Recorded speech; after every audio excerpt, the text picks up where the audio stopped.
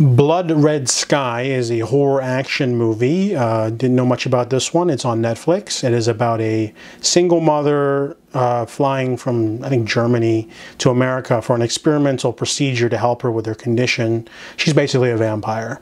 However, things go terribly wrong when terrorists take over the flight. They wish to crash it or something, I guess, because they're terrorists. And of course, she transforms after they shoot her. And it ends up being a sort of chaotic and frenetic sort of action horror story in the skies. So what's really interesting about this movie is that I actually came up with a similar concept. It never got past the page one phase. Mine was about like a mercenaries robbing a facility like full of weapons, experimental stuff, and one of them being a vampire that escapes and attacks them, and one of the henchmen ends up becoming a vampire and fighting her.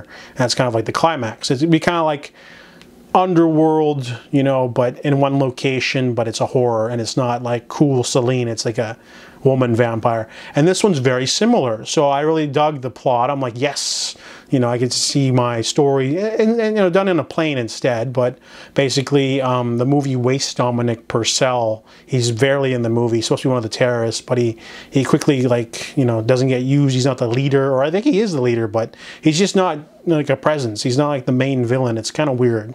And they introduced a lot of different characters. There's Farid, he's like a guy, and then he's like a physicist or something, and then there's like a, you know, a rude guy, and then there's like the stewardesses that don't have much presence. But basically it starts off like Die Hard with a vampire, but then it quickly turns into something more chaotic and horrific, and I like that. The movie's a little bit violent, a little bit weird. You know, you got your action tropes. There's a couple mistakes in there. There's like a scene where Marshall gets like stabbed in the stomach. She dies immediately. And I'm like, it wouldn't even kill you. You just stabbed her in the stomach, and then she just like dies. And I'm like, whatever.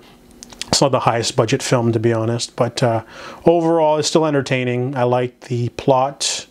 I like the characters. You know, it's very lean, mean thriller horror. There's some flashbacks to pad it out. It makes the movie a lot longer. But you get a little bit more of a history of like how she got infected and what happened to her husband, and like fills in the gaps a little bit. You know, it does make the movie a full 2 hours, but I still was riveted the whole time. I enjoyed it. It does what it comes out to do, and with a vengeance. So I give Blood Red Sky a 6.5 out of 10.